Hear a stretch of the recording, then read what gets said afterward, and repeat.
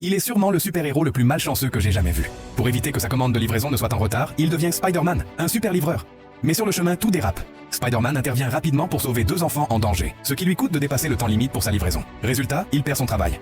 Sans trop de choix, Peter se rend au journal pour vendre quelques photos et en tirer un peu d'argent. Mais quand il arrive pour toucher son dû, on lui annonce qu'il n'a même pas de quoi régler ses dettes précédentes. À l'école, les choses ne s'arrangent pas non plus. À force de manquer les cours, son professeur le réprimande sévèrement. De retour chez lui, Peter croise Harry et MJ et réalise que c'est son anniversaire. MJ est désormais une actrice talentueuse sur scène et Harry a repris l'entreprise de son père pour sponsoriser les recherches du docteur Otto. Peter, quant à lui, est en pleine rédaction d'un rapport sur ses recherches. En apprenant cela, Harry propose à Peter de lui présenter le docteur. Lors de sa fête d'anniversaire, Peter reçoit une facture de la banque. Malgré ses difficultés, Tante May lui offre quand même un billet de 20 $. Mais à peine a-t-il pu profiter de cet argent que son propriétaire vient lui confisquer, à cause des loyers impayés. Un jour, Peter, bien coiffé et vêtu d'un costume élégant, se prépare à assister à la pièce de théâtre de MJ. Mais en chemin, il tombe sur des criminels. Se transformant en Spider-Man, il les arrête sans effort. Cependant, lorsqu'il arrive enfin au théâtre, la pièce a déjà commencé. Il est bloqué à l'entrée et voit MJ dans les bras de son nouveau petit ami. Peter se sent mal et décide de se défouler en enfilant son costume de Spider-Man pour s'évader dans les airs. Mais soudain, un problème survient. Ses super pouvoirs commencent à faiblir et Peter se met même à avoir le vertige.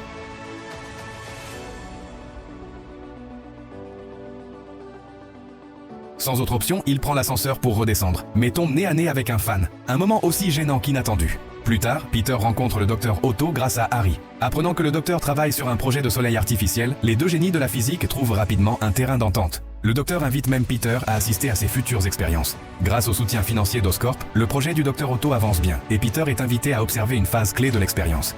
Pour mener à bien son travail, le docteur Otto a conçu 4 bras mécaniques qu'il contrôle directement par son cerveau. Pour éviter que l'intelligence artificielle ne prenne le dessus, il a installé une puce inhibitrice. Lorsque l'expérience commence, le docteur place l'élément clé, le tritium, au centre de la machine. Sous l'effet de plusieurs rayons laser, le tritium réagit, libérant une énorme quantité d'énergie. L'assemblée, fascinée, applaudit, mais bientôt, tout tourne mal. Tous les objets en métal sont attirés par l'appareil et se dirigent vers le tritium. L'alarme se déclenche et le chaos s'installe. Harry veut arrêter l'expérience, mais le docteur, obsédé par son travail, refuse d'abandonner. Dans cette situation désespérée, Spider-Man intervient juste à temps pour sauver Harry. Alors qu'il essaie de couper l'alimentation de l'appareil, il se fait repousser par les bras mécaniques du docteur. À ce moment-là, l'énergie du tritium devient incontrôlable, les fenêtres éclatent, et la femme du docteur perd la vie. Le docteur, en état de choc, s'approche, mais la puce inhibitrice est détruite. Heureusement, Spider-Man parvient à désactiver l'appareil, empêchant une catastrophe encore plus grande.